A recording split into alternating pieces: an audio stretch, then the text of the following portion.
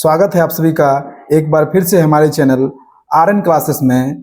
मैं आज आप लोगों के लिए एक नया टॉपिक लाया हूं और मैं इसमें बात करने जा रहा हूं कि आरआरबी एनटीपीसी के लिए प्रतिदिन की दिनचर्या क्या होनी चाहिए। डेली शेड्यूल कुछ ऐसा होना चाहिए जिसे आप मिस भी ना कर पाए और शाम तक होते होते पूरी तरह वो फिनिश हो जाना चाहिए। तो मैं आज इसी टॉपिक पे बात करूंगा और फिर लास्ट में मैं आपको अपना डेली शेड्यूल भी बताऊंगा। सबसे पहले मैं आपको बता दूं कि डेली शेड्यूल बताने से पहले मैंने स्टूडेंट को 3 पार्ट में डिवाइड किया है।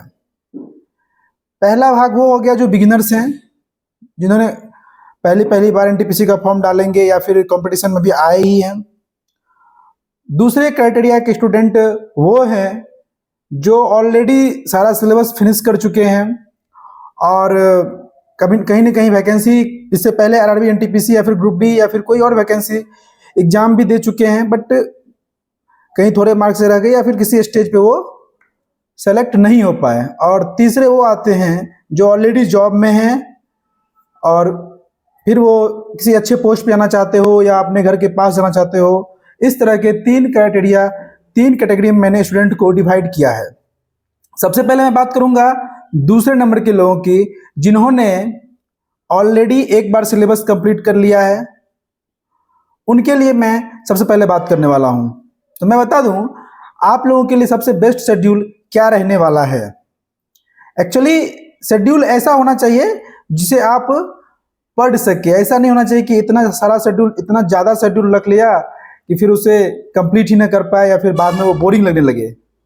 तो मैं उनके लिए शेड्यूल लेके आया हूं जो कैंडिडेट एक बार सिलेबस कंप्लीट कर चुके हैं। सबसे पहले इसमें मैं बता दूं 4 टॉपिक है: करंट, जीएस पोर्शन, मैथ और रीजनिंग। Only 4 topics. इसीलिए रेलवे का एग्जाम थोड़ा इजी हो जाता है क्योंकि इसमें इंग्लिश नहीं है। करंट के लिए मैं अगर आपसे कहूं कितना पढ़ना है तो डेली आप मॉर्निंग में 1 आवर दे सकते हो। 1 घंटा मिनिमम दीजिए करंट पे, मैक्सिमम आपके अनुसार, लेकिन मिनिमम 1 घंटा दीजिए। अब उस 1 घंटा में क्या पढ़ना है नहीं पढ़ना है उसके लिए मैंने करंट में आपको बता दिया है, करंट के वीडियो में आप वहां जाके देख सकते हैं। दूसरी बात जीएस के लिए आप जो है पूरे दिन में 2 घंटा निकालिए। उसमें आप क्या कीजिए, अगर कोई सिलेबस के अनुसार पढ़ रहे हो या टॉपिक वाइज पढ़ रहे हो या फिर जैसे कि तुमने किसी सेगमेंट को उठाया, मान लो कि तुमने ज्योग्राफी सेगमेंट को उठाया, तो ज्योग्राफी सेगमेंट को अगले 10 दिन में या अगले 5 दिन में, अगले 12 दिन में खत्म करना है, उसके लिए 2-2 घंटा डेली पढ़िए। ठीक है, मैं ये बता दिया करंट और जीएस की बात मैंने बता दिया। करंट 1 घंटा मिनिमम और जो जीएस पोर्शन है एटलीस्ट मिनिमम 2 आवर। उसके बाद चूंकि आपका सिलेबस कंप्लीट है तो इसीलिए आपका मैथ और रीजनिंग का भी सिलेबस कंप्लीट होगा। तो आप डेली 100 क्वेश्चन लगाओ मैथ से और 100 क्वेश्चन लगाओ रीजनिंग से। अब वो जो 100 क्वेश्चन होगा या तो उसको तुम लोग टॉपिक वाइज लगा लो या मिक्स में जो क्वेश्चन आता है उसको लगा लो। मैं मॉक टेस्ट की बात नहीं कर रहा, मैं सिर्फ बात कर रहा हूं अटेम्प्टिंग ऑफ क्वेश्चंस। 100 क्वेश्चन गणित और 100 क्वेश्चन रीजनिंग की आप लगा लो। और लास्ट में मैं जाऊंगा मॉक टेस्ट पे। डेली एक मॉक टेस्ट लगाइए, रात से सोने से पहले या खाने से पहले, जब भी लगाना हो, लेकिन मॉक टेस्ट लगाइए सबसे लास्ट में। जब ये सब काम कर लो, करंट को 1 घंटा दे दो, जीएस को 1 घंटा दे दो, 100 मैथ 100 रीजनिंग सॉल्व कर लो, उसके बाद जो समय मिले उसके बाद मॉक टेस्ट लगाओ। मॉक टेस्ट लगाना कंपलसरी है डेली बेसिस पे। मॉक टेस्ट में जो नए मॉक टेस्ट बनाते हैं बहुत सारे ऐप वाले, उसका लगा सकते हो या फिर प्रीवियस ईयर क्वेश्चंस को लगाइए।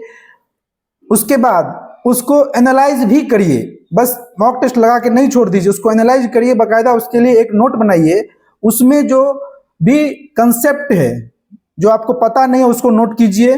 जो भी जीएस के पोर्शन है जिसे आपने नहीं पढ़ा उसको नोट कर लीजिए, लेकिन मॉक टेस्ट लगाने के बाद एनालाइज जरूर कीजिए। तो मैं आपको बताऊं कि जब आप मॉक टेस्ट लगाओगे तो मॉक टेस्ट लगाने में 1.5 आवर लगता है और उसको अगर सही से एनालाइज करोगे तो वो भी at least 1 hour minimum, maximum 2 hours भी ले सकता है।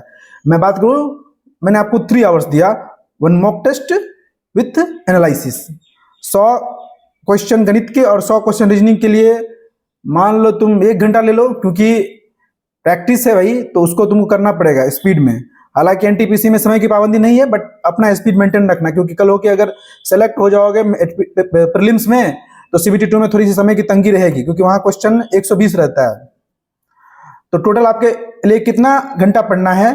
1 घंटा करंट, 2 घंटा जीएस, 3 घंटा, 3 घंटा मॉक टेस्ट विद एनालिसिस, 6 घंटा, और फिर 1 घंटा प्रैक्टिस सेट में डाल दो, 1 डेढ़ घंटा, एटलीस्ट मिनिमम 7 आवर्स। 7 आवर्स तो पढ़ने ही पड़ेंगे भाई, सिलेक्शन लेने हैं, 10,000 लगभग सीट है और इतने सारे वर्क करने हैं, इतने सारी चीज़ों को पढ़ना है, तो सिलेक्शन लेने के लिए आपको इतना मेहनत मिनिमम करना पड़ेगा। दूसरी बात मैं बता दूं कि जीएस पोर्शन हुई या फिर करंट पोर्शन हुआ, इसको आफ्टर 3 डेज और आफ्टर 7 डेज जो आपने पिछले 3 दिनों या पिछले 7 दिनों में पढ़ा है उसको रिवीजन में डाल दीजिएगा 7वें दिन या चौथे दिन। इससे क्या होगा, जो पीछे आप पढ़ा था वो आपका बूस्ट होते चला जाएगा। उसके बाद मैथ और रीजनिंग जब कंटिन्यू प्रैक्टिस कर रहे होगे, अगर तुमको ऐसा लगे कि मेरा कोई टॉपिक वीक रह गया है, उस पर फोकस करना, उस पर ज्यादा फोकस करना, उसके लिए समय निकाल के उस टॉपिक को क्लियर कर लेना। अगर तुम प्रैक्टिस सेट लगा रहे हो और तुमसे उसमें कंपाउंड इंटरेस्ट और सिंपल इंटरेस्ट का क्वेश्चन फंस रहा है, तो पर्टिकुलर जाके उस टॉपिक को तंदुरुस्त करिए। अगर आप रीजनिंग में प्रैक्टिस सेट लगा रहे हो और आपको ऐसे कि मान लेते हैं मैं ब्लड रिलेशन हो गया या कोई और टॉपिक ले लो, एनालॉजी वगैरह में फंस रहे हो, तो उसका भी जाके आप कहीं से क्लास लो, उसको तंदुरुस्त कर लो। यही तो फायदा है प्रैक्टिस सेट और मॉक टेस्ट लगाने का। तो उनके लिए इतना ही है, जो बच्चे ऑलरेडी सिलेबस कवर कर चुके हैं वो इतना कर ले, और वो कंटिन्यू अगर इतना कर लेंगे उनका सिलेक्शन निश्चित हो जाएगा। दूसरे मैं बिगिनर्स की बात करता हूं, क्योंकि जो बिगिनर्स हैं, जो अभी अभी आए हैं, पहले तो उनको सिलेबस पढ़ना पूरा जरूरी है, क्योंकि बिना सिलेबस के उन्हें पता कैसे चलेगा कि कौन सा क्वेश्चन किस टॉपिक से आ रहा है। इसीलिए आप जहां भी हैं, आप पहले अपना सिलेबस कंप्लीट कर लीजिए। दूसरी बात, करंट अफेयर्स आप भी पढ़िए, डेली पढ़िए, within time period 1 hour, क्योंकि आप ट्यूशन वगैरह लेते होंगे, ट्यूशन के असाइनमेंट वगैरह करते होंगे, तो आपको समय ज़्यादा नहीं मिल पाएगा, बट आपको करंट भी डेली करना है। और मॉक टेस्ट आपके लिए भी कंपलसरी है, आप लोग भी मॉक टेस्ट लगाइए, करंट डेली करिए, और कोचिंग में जो भी क्लास करते हैं या यूट्यूब पे जो भी क्लास करते हैं उसको कंटिन्यू रखिए, और अपने जो सिलेबस है उस सिलेबस को पूरी तरह कंप्लीट कर लीजिए, क्योंकि मिनिमम रेलवे के सिलेबस के लिए आपको 4 महीना 5 महीना मिल जाएगा। उसके बाद आप भी जो है सो daily practice set, mock test ये सब लगाइएगा। और आपके लिए सबसे बेहतरीन चीज ये है कि जब आप किसी टॉपिक को पढ़ लो तो उसके बाद आप चैप्टर टेस्ट लगाओ उस टॉपिक पे। जैसे कि अगर आपने प्रॉफिट लॉस पढ़ लिया मैथ में, तो प्रॉफिट लॉस के सारे पीवाईक्यू क्वेश्चन लगा दो, प्रॉफिट लॉस के सारे प्रैक्टिस सेट के क्वेश्चन लगाओ। आप मिक्स क्वेश्चन ना लगाओ, आप चैप्टर वाइज क्वेश्चन लगाइए। और जो तीसरे वाले कैटेगरी हैं, तीसरे वाले कैटेगरी के लिए क्या ही कहना, वो लोग तो बस जॉब में हैं या फिर पढ़ने में बहुत इंटेलिजेंट हैं, उनका अभी मॉक टेस्ट में 90, 92, 93, 94, 95 ऐसे नंबर आ रहा है। तो वो लोग के लिए सबसे बेस्ट तरीका है कि आप लोग एक डेली मॉक टेस्ट लगाइए, खुद को एनालाइज कीजिए। करंट तो सबको पढ़ना है, आपको ही पढ़ना पड़ेगा, करंट के लिए कोई पाबंदी नहीं है, चाहे वो बिगिनर्स हो, चाहे वो सिलेबस कंप्लीट किया हुआ कैंडिडेट हो, चाहे वो प्रो हो, जो भी हो, सबको करंट अफेयर्स पढ़ना ही पड़ेगा।